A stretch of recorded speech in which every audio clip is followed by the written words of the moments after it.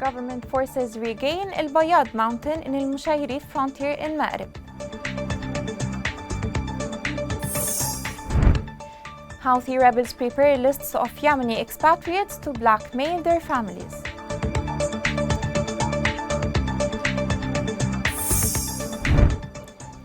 Angry rallies in Taiz against increased crime rate and security unrests.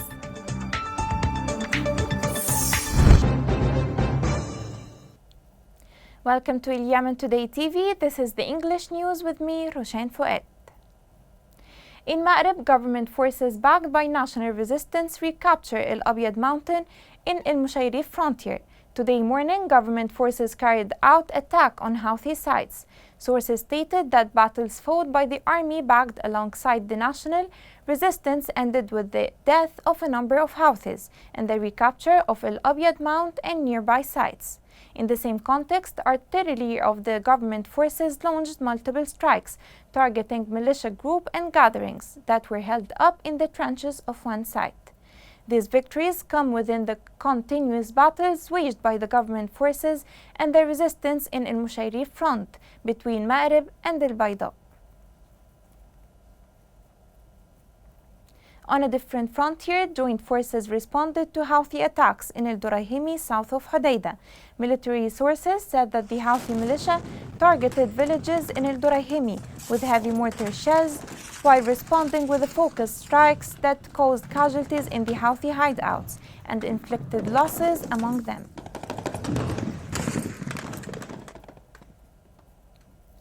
Houthi rebels' terrorist machine continues to crack down Yemenis from all spectrums.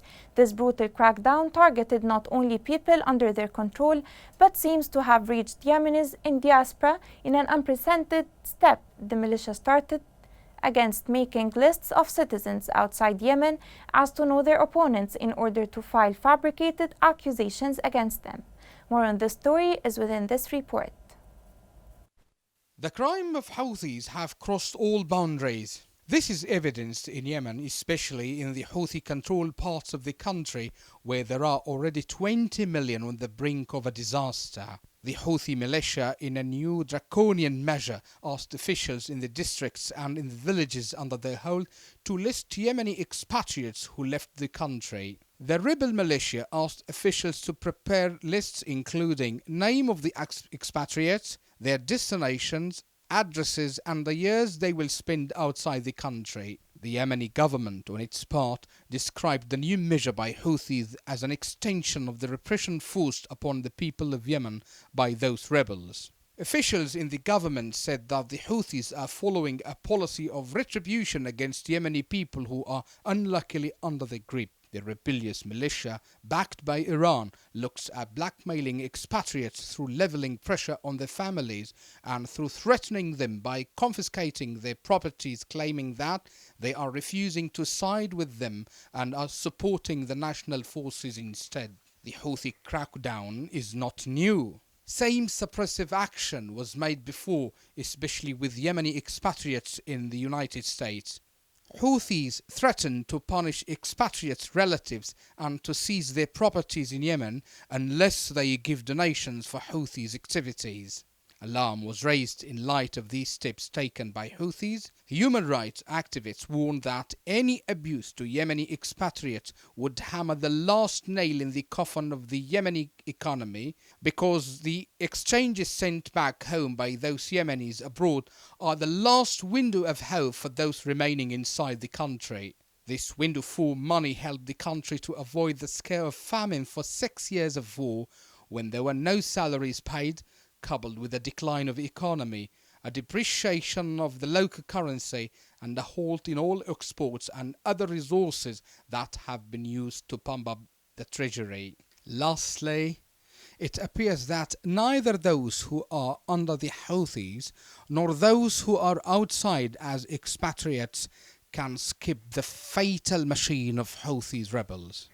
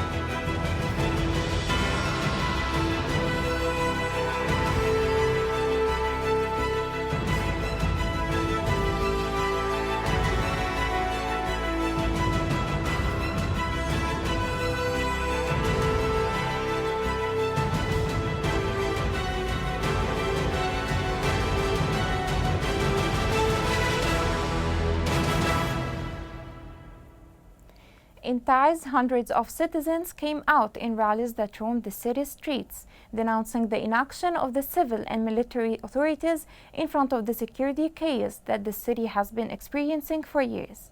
Today's rallies come in light of the repeated attacks on citizens' rights in the city by overtaking people's lands, as the military and police forces are accused of doing such acts, and called on to stop repeated acts of assassinations in the city streets.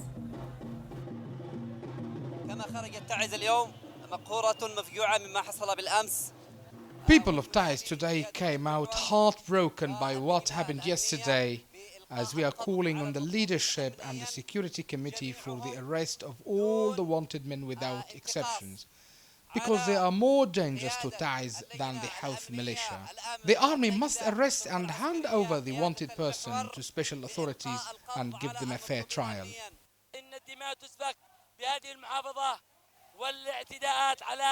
Blood is spilled in the city, attacks on lands and properties of the state and people. We are requesting security and stability in the city. We hold them responsible as crime in the city has increased. Looting, aggression and property robbing. We demand from each official to take responsibility. In line with that, members of the parliament requested President Hadi to form a committee to investigate violations and security unrest taking place in Taiz. 32 members of the parliament called on the president to form a neutral military and security presidential committee to visit Taiz and investigate the security turbulences that the city has witnessed since its liberation from the militia. As Bir Basha neighborhood in the city witnessed clashes between El Harrak family and El A'raj in a dispute over a piece of land, in which more than 5 people were killed and others injured. The incident sparked terror and panic in the city as families intended to move to more safe areas. Youth can be a positive force for development when provided with the knowledge and opportunities they need to thrive. In 1999, the General Assembly endorsed that 12 August be declared International Youth Day to promote better awareness of the World Programme of Action. While the youth around the globe celebrate this day, Yemeni youth positive force and aspirations seem to have been ravaged by the war incurred by Houthi militia violations. This report has more details. Yesterday, the world celebrated the International Youth Day. The occasion is celebrated on the 12th of August of each year to focus on the international community's attention on youth issues as they are considered as part of the society. Youth are half of the present and the whole future, as nations rely on them to build and develop the world. This occasion comes as the youth of Yemen are suffering from poverty, hunger, and unemployment, especially after payrolls cut off and the lack of job opportunities. And when some Yemeni youth find a simple source of income by working as a taxi drivers in an attempt to survive and support their families, yet it does not cover the basic life needs, especially with prices manipulation and the shortage of oil products that paralyzed traffic. But this has become difficult in a country suffering hardship under the conditions of war and the militia's targeting by pushing them to death in its absurd war that did not serve anyone but the corrupt and caused the loss of an entire generation struggling for a living. Observers considered that the youth under the authority of the militia are abandoned as a prey to racist ideas imported from Tehran, so that some get indoctrinated with religious ideas that deepen the gap between the members of society. This is reflected in the form of crimes committed by these individuals against their families after their return from the Houthi fronts, where their brains have been brainwashed by their propaganda, which destroyed all the bonds of relations among families. Already suffering grievously under nearly 7 years of war, many thousands of Yemeni professors now face destitution as their salaries have gone largely unpaid for years. Such a thing has made some of those academics look for other sources of income to help them survive with their families. The following report tracks the pain of university staff while trying to secure good in life for the time of war. Already suffering grievously under 6 years of civil war, Thousands of Yemeni state university staff now face destitution as their salaries have gone largely unpaid for years. The immediate reason for this is the Houthi rebels' orchestrated policy to make the entire country starve by refusing to pay the salaries under the pretext that the country is at war, while they spend excessively on arms and military logistics. What made it even harder is the decision made by the internationally recognized government to shift Yemen's central bank out of Sana'a to Aden, the temporary capital where the government is based. Underlying the bank's move to Aden is a struggle for legitimacy between the two sides. The result is deepening economic hardship of 20 million Yemeni people already need some form of humanitarian aid, according to UN estimates. I sold everything. I have to cover the rent, the price of the children's school and food. I have nothing left to sell, said one academic working in Sana'a University. Salaries have become a playing card in the war, and no one cares about the fate of people who die of starvation every day, added another academic from Hudaydah University. The administration in Aden says it had to move the bank because the Houthi rebels had looted the funds to pay soldiers and fighters waging war against it. The crisis has affected thousands of university staff across the country, a source in the Civil Services Ministry said. In the struggle for legitimacy, both sides appear keen to deprive the other of any mantle of truly national authority which paying salaries across the battle lines would confer. Meanwhile, some university staff have regularly suggested the payment of salaries is not to be politicized. In the end, the government has promised to pay salaries to public servants even in the main population areas, which are mostly in Houthi rebels' hands. Yet, it is unclear when such government promises to crystallize and that Yemenis can no longer wait for a solution. Coming next. Despite being crushed, Yemeni women are determined to survive.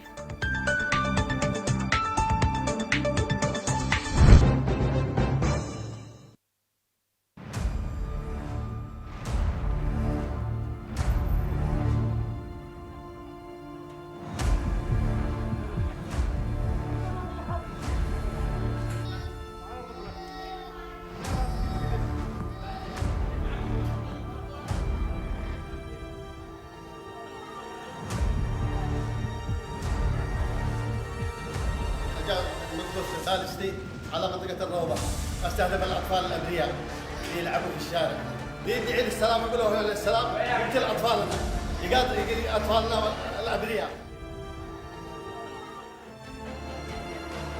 أنا قلت افتجعت ولا أقول معي يقع واحد صاروخ ثاني طلعت البيت حقنا عشان ألعب أنا وأصحابي والصاروخ الطرح. Welcome back. Since Houthi rebels seized the capital Sana'a in 2015, human rights violations have been committed on a daily basis. Such violations received local, regional, and international condemnation. These violations have reached their climax with targeting women, neglecting all social and traditional norms that the Yemeni society prides on, especially with regards to treating women decently.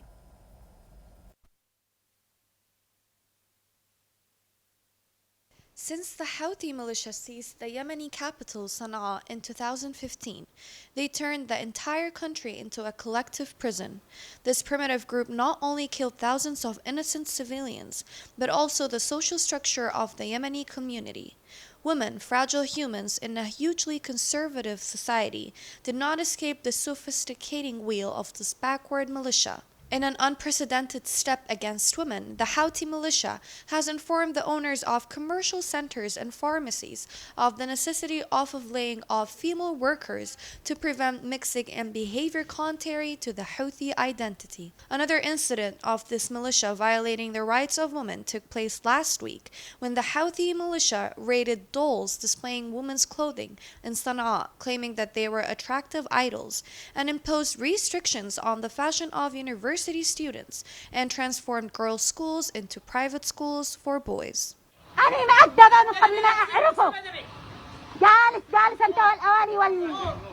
The bullying of Houthis against women did not stop with that. Recently, extremist militia elements attacked billboards related to the wedding and beauty sectors, such as wedding halls and women's hairdressing salons, and blackened the faces of the pictures on the banners.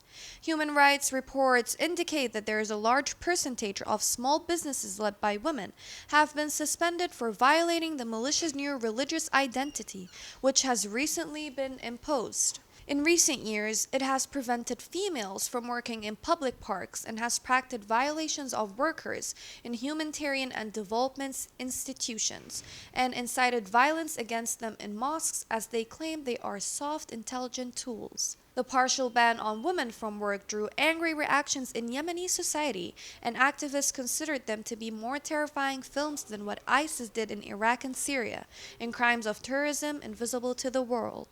Activists on social media said that not allowing women to work in private facilities is black terrorism. The Houthi militia violations against women's rights seems to continue as far as they grip on power. For how long would this last? It's hard to tell. Shaza Abdelbaei, Yemen Today. The war in Yemen has affected all aspects of life, especially the economic situation.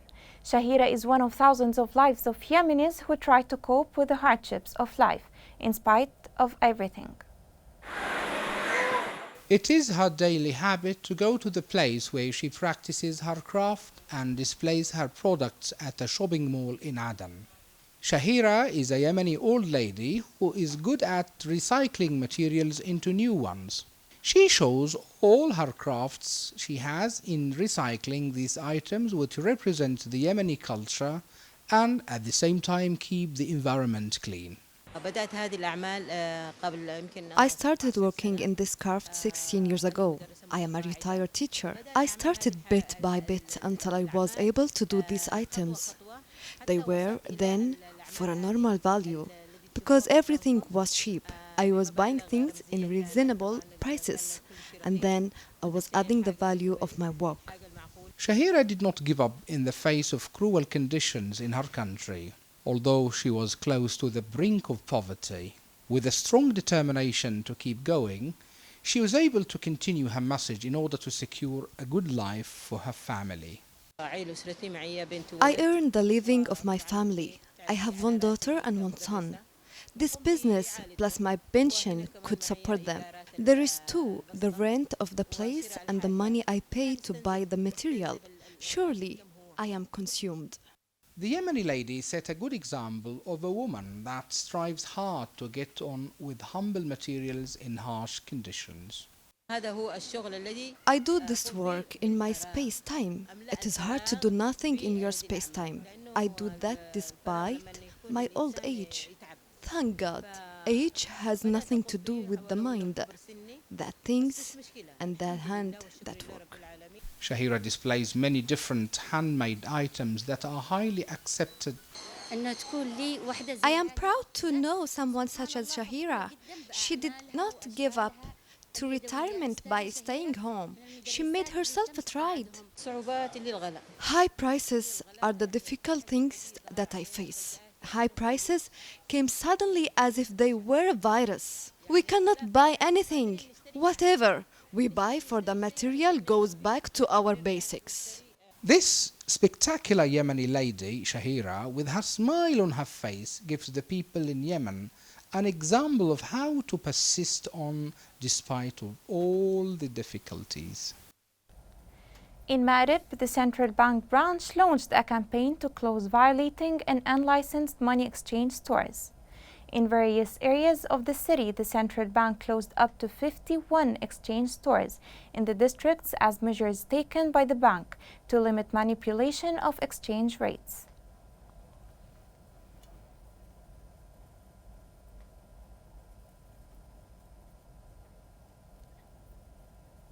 Here is a reminder of the main headlines.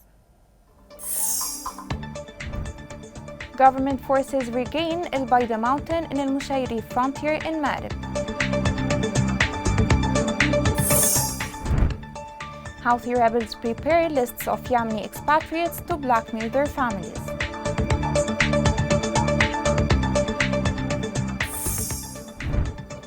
Angry rallies in Taiz against increased crime rate and security unrests.